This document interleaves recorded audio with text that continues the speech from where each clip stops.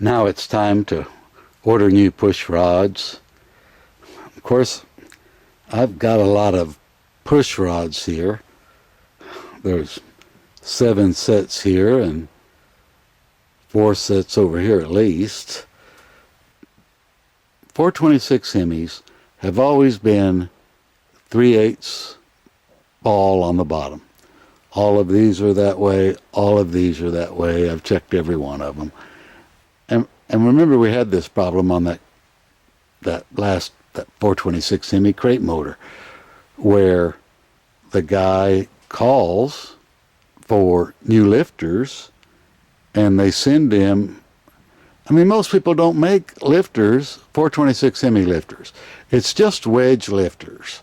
They're going to send you some, and the guy that answers the phone at these places that sell lifters, he's never even seen a 426 Hemi, and he doesn't know. So he sends you wedge lifters because they physically fit in the block.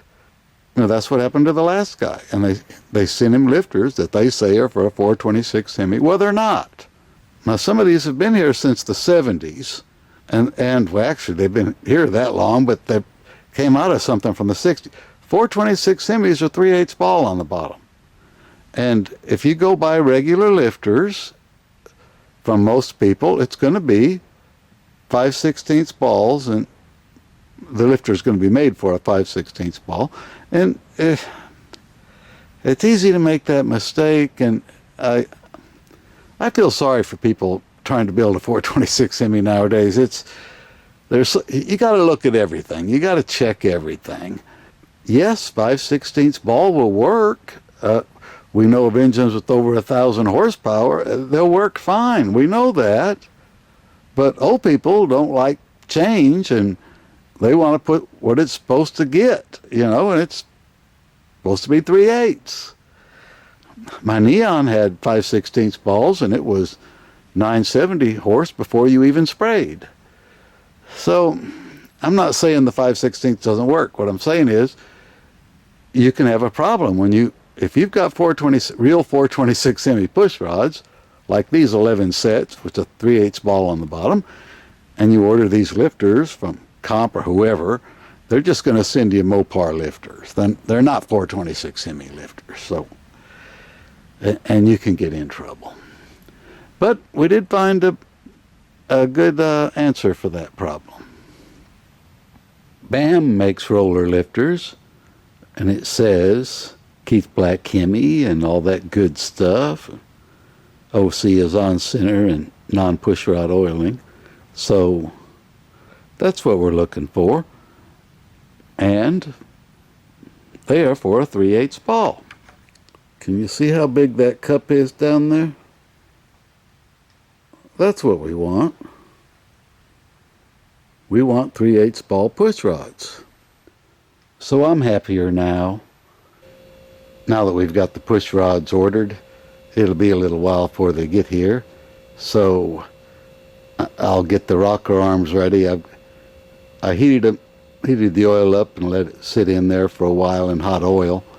And, the roller tips, the rest of it will be fine. But don't let your wife see, you doing this, or you'll be in a heap of trouble. After I turned it off, I just let them sit in there a couple days, just because it's going to take quite a while. The pushrod people are on the West Coast, And after I get these done, I'm going to go ahead and put the BAM lifters in here and give them the same treatment. And BAM said that you can run their lifters with 5/16 push rods if that's what you got, Before the push rods get here, we need to start thinking about how we're going to clearance these head gaskets, because the Felpro, well, and even the Cometics, but they're going to have to be relieved. The exhaust push rod runs pretty low in this channel, and you can feel in there that it's quite a bit in the way, and kind of get an idea. Let's look at the head gasket from the other side. So you can see that the gasket is covering the hole quite a bit here, and the push rod's going to try to ride down in this hole pretty good.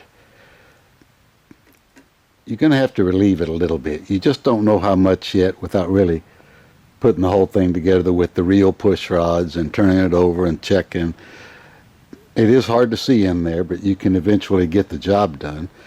You don't really want to just try to gouge this thing all the way out down here. I mean, we want this thing to seal. But if you look at those videos of when I tore it down, it looks like the fire ring here is doing most of the sealing, or all of the sealing really. I don't think this is really doing much out here. But nonetheless, we don't want to give it up. What we'll probably do is relieve it a little bit right here, and just enough where we think it's going to work. And then when we get the real push rods in and turn it over and make sure that we'll look at what we really need to remove instead of just gouging for no reason whatsoever. But that's our problem right there. Now luckily we're not going this direction where it's the thinnest. We're actually coming down over here. And we're not going to take much out for starters. And we're hoping we're going to be pretty close to where we'll be. And then we'll have to take them off and grind them and put them back on and see what we can do with that. Now the Cometics, it's true, they do fit the hole a little better. Real nice really, but sometimes you have to relieve these also.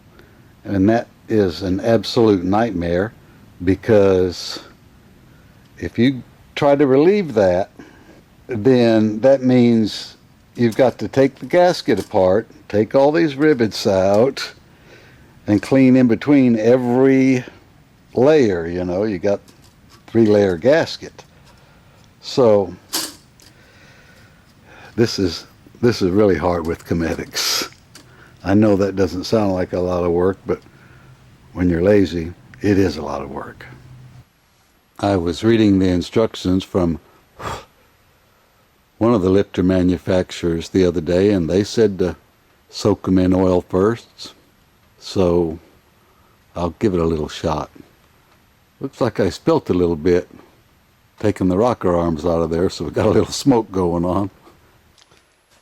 Okay, since we've got the lifters soaking, we can go ahead and put together some rocker arms. By the way, when I was reading the instructions on the Jessel roller lifters today, it said to use oil with zinc for lubrication. And I thought we were told that with rollers, you didn't have to have zinc, but that's not what they said. Okay, back to work. Now I know it looks kind of confusing to somebody, all these parts, but it's not. They tried to make it easy. If you just won't force anything, it'll only go together kind of sort of one way. The only thing you really need to know is when the rockers are assembled, the intake is going to be to the left and the exhaust is going to be to the right. That's about the only real tip you need to know to put them together. The exhaust shaft is longer than the intake shaft. So we know this is the intake shaft. And we know the rocker arm, the intake is going to go to the left. So you want to turn this shaft to where the banana groove, the lubrication is on the left side, because if you had it like this and tried to put the intake on, the oil hole would be over here instead of on the left. So let's get the banana groove on the bottom. The lubrication is on the left because that's where it's going. And the exhaust rocker we got it's going to be on the right. Got the banana groove on the right. Oil hole here. So we've got that right. We can go ahead and put together the first stand. If these stands are dry, it helps to have some oil for lubrication. You know, you're going to tighten these down later on.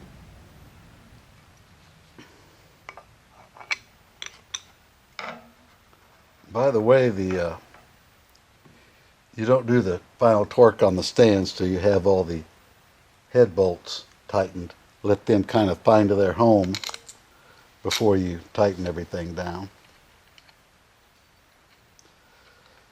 Now, since we know the intake is running on the left, there's a shim that goes between the rocker and the stand to keep the rocker from wearing on it. Intake rocker.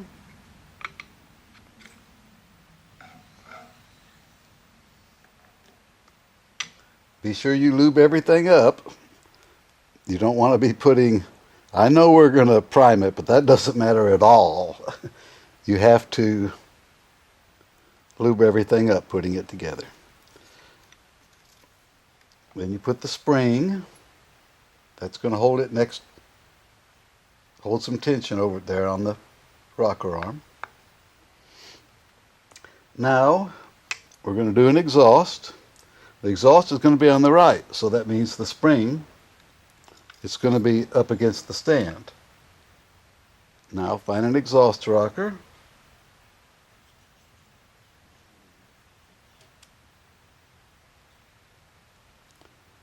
And slide it on. And you know there has to be a shim between the stand and the... I guess I should have told you that two of these stands, two of these four, have oil holes, and this one on the right you can disregard. It's unique. But these 2 and 4 have oil holes to bring the oil up to fill the rocker shafts. So to find out which is which, you just look in here. There's a little hole in there. And you might as well make sure that hole was drilled all the way through. You can see it from the top, but you know what I'm saying. You don't want to put something together that's never going to oil, and you'll find out in a bad way. So, number 2, you got an oiling stand. And by the way, these stands, the dowel pin is spaced differently. So if it won't go together, except that one you saw the other day, where the guy put it together with a sledgehammer, it won't go together without that. So we've got an oiling stand. We're going to the number 2. We've got our shim. Everything's good.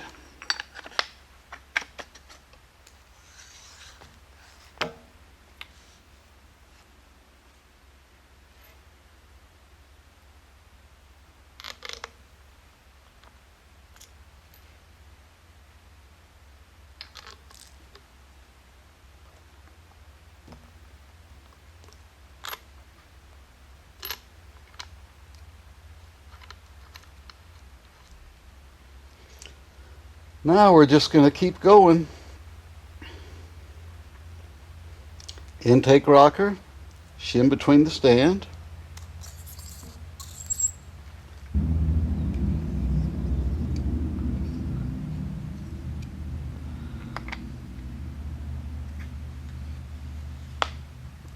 Spring. Now exhaust rocker, so the spring goes first because the exhaust rocker is going on the right.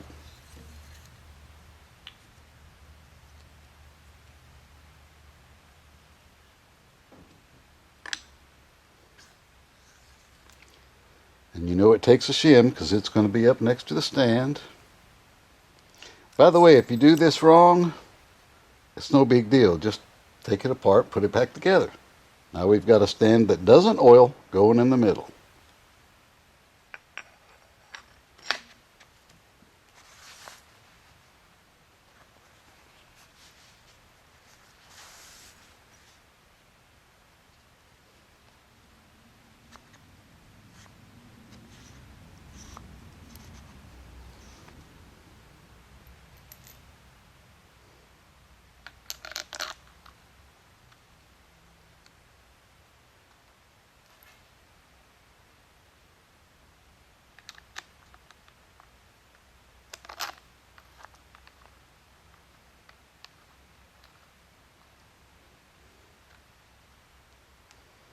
Okay, we got the shim, spring.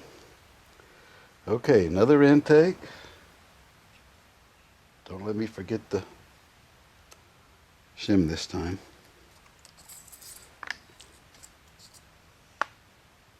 Spring.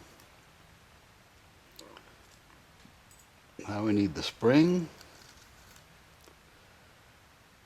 and the exhaust rocker.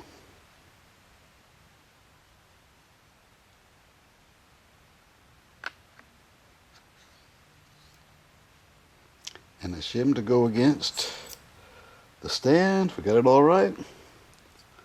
Now we need an oiling. There's the hole. And you can see all the way through.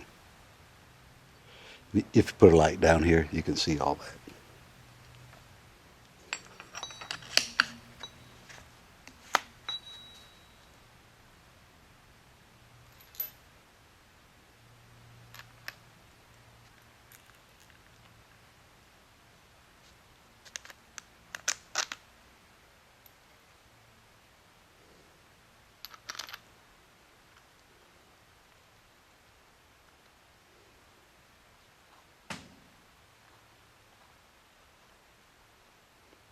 Okay, shim for the intake rocker. Intake rocker.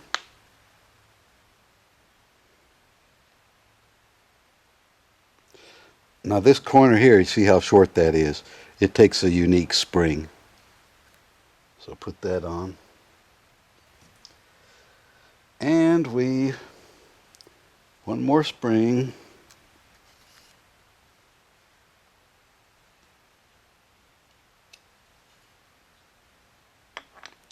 Rocker. And a shim.